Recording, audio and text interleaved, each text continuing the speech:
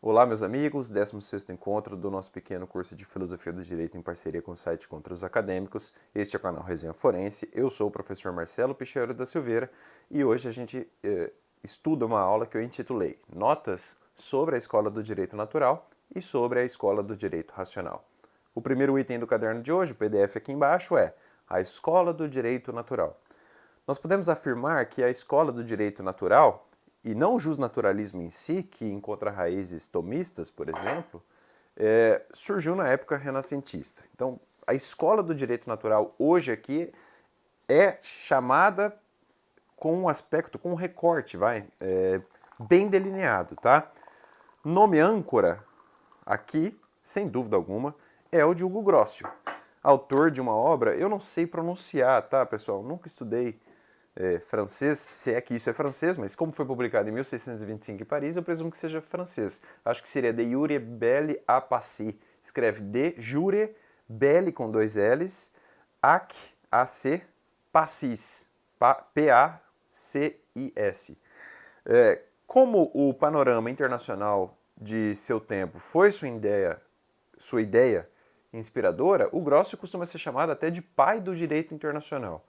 Ele foi capaz de reunir em um único corpo todos os usos e costumes internacionais de sua época, formando um verdadeiro código ou consolidação, como escreveu Brás de Souza Arruda.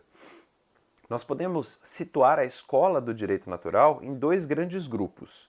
Nós temos, em primeiro lugar, a escola do direito natural propriamente dita, que merece mesmo esse rótulo, né? Escola do direito natural, goza de certo justnaturalismo, ainda que em certo grau de imanência, na minha opinião, mas ela é representada por nomes como o próprio Grocio, Johannes Althusius, Locke e Rousseau. A segunda escola nessa bifurcação seria a escola do direito racional, representada principalmente por Kant e também por Fichte. Para um panorama geral desse deslocamento do Kant para uma categoria estanque a esse justnaturalismo, eu citei um texto aqui do professor Miguel Reale que explica melhor essa bifurcação. O Grocio ancora a tese que se desmembra em três grandes princípios. Em primeiro lugar, o homem, ao nascer, já possui direitos inatos. Então percebam aí um grau de justnaturalismo, né? Em primeiro lugar, existe o direito subjetivo, enquanto direito natural inato. Segundo, antes da vida civil politicamente organizada, entre aspas, houve épocas sem direito positivo organizado. Hobbes, por exemplo, vislumbra essa parte como uma luta contínua dos homens entre si. Terceiro, a ideia de um contrato. Né? O direito atual seria a soma de um acordo de vontades. E por isso que na aula anterior, quando eu falei de contratualismo, por isso que essa aula é muito importante, tá? Para entender essa sucessão da nossa matéria. E aí eu abro um tópico ali, né? O contratualismo e a ordem noumental de Kant, né? O eu noumental de Kant. Entender o contratualismo kantiano pressupõe situar-se minimamente bem em história da filosofia. Com Immanuel Kant, o justnaturalismo alcança um novo ciclo. Se antes assumia a roupagem empírica, psicológica, ele assume agora um contorno de simples pressuposto da razão, um imperativo de ordem lógica. Dentro do seu espírito gnoseológico, noticiado já no primeiro encontro aqui do nosso pequeno curso de Filosofia do Direito, o Kant busca um direito válido por si, mas num plano normativo, simples dever ser. É o efeito do corte epistemológico e kantiano entre ser e dever ser. Com efeito, Kant enxerga o universo de forma dualista. Letra A. A ordem cósmica, sujeita às leis causais, estrutura lógica objetiva da realidade. E B. A ordem noumental, ordem da liberdade.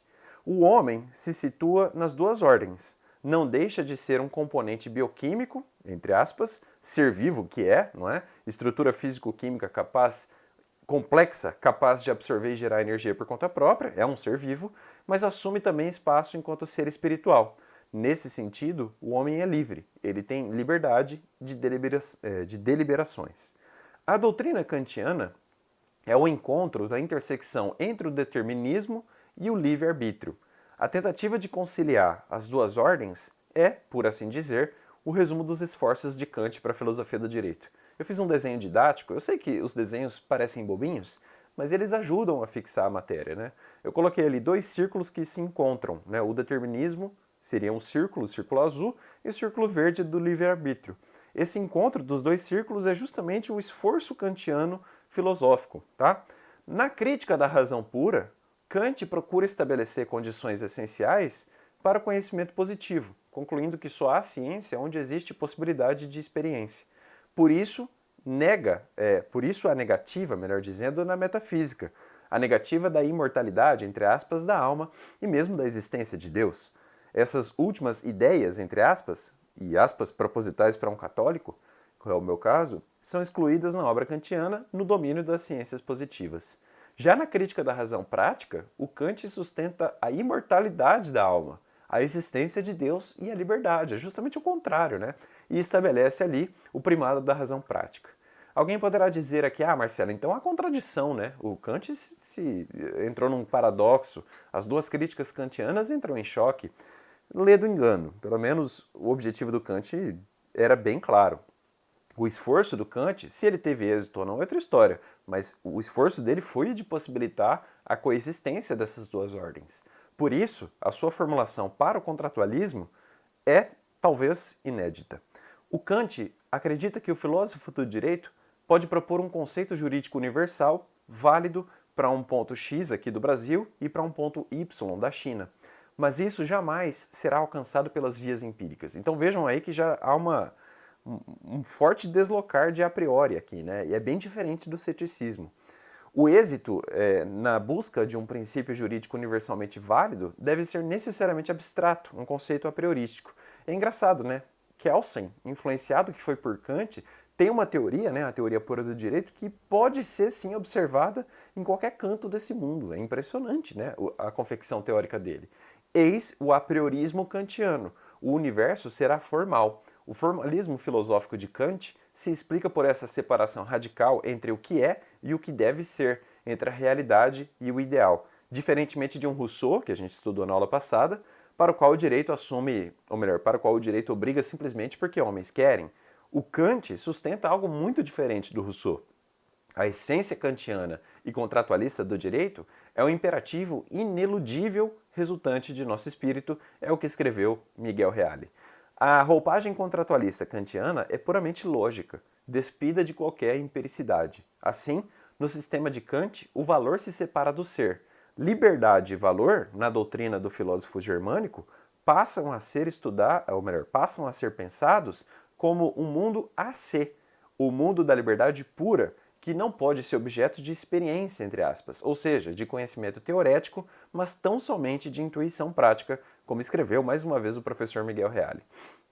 Na 10ª aula desse nosso pequeno curso de Filosofia do Direito,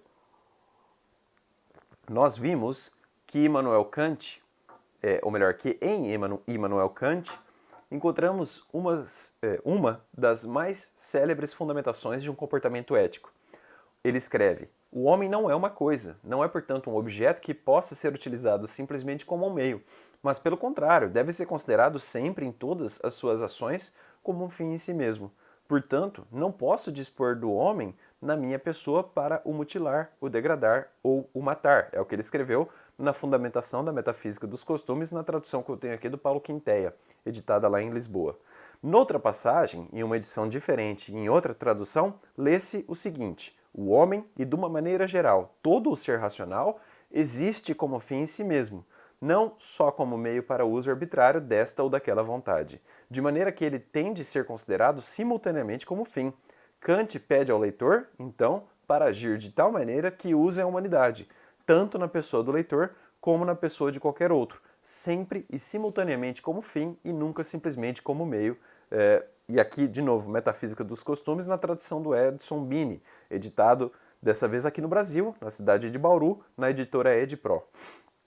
Num documento reservado a mim, de autoria do amigo Jonathan de Castro e Silva, talvez uma das pessoas mais inteligentes que eu já conhecia no direito, sustenta-se, segundo tais bases kantianas, que dignidade é a característica de sermos respeitados como um fim em si mesmo, algo que está acima de todo preço e que, portanto, não permite equivalente, algo que não tem valor relativo, mas um valor íntimo, citando a mesma versão da Metafísica dos Costumes, de 1960, que eu citei aqui anteriormente, E a despeito, cravou Mário Ferreira dos Santos o seguinte no seu dicionário, no seu impressionante dicionário de filosofia: dignidade humana, princípio. É digno o que tem um valor positivo. Chama-se o princípio da dignidade humana ao princípio moral que enuncia que jamais se deve tratar a pessoa humana como um meio, mas sim como um fim em si. O homem deve ser sempre considerado como um fim em si, não como um meio, não como meio, como objeto para alcançar alguma coisa. Este princípio é da ética cristã, expresso também no pensamento de Kant, e inclui mais o tender para aperfeiçoar a pessoa humana, que é a garantia da conservação da sua dignidade. Vejam, meus amigos, quando Kant propõe isso, ele deixa claro o ponto essencial da sua doutrina filosófica. No centro de toda a vida jurídica está o problema da liberdade. Em sua concepção, a humanidade e toda criatura humana tem um fim em si mesma, que é a sua própria felicidade, como noticia mais uma vez Mário Ferreira dos Santos numa outra passagem do seu dicionário de filosofia e ciências culturais. Se todo homem é livre, jamais poderá ser um meio, deve ser sempre um fim. De maneira que a única possibilidade de todos serem livres é a pactuação de um acordo de liberdades, um contrato. O contrato kantiano, entre aspas, e digamos assim, se desenrola num puro plano normativo.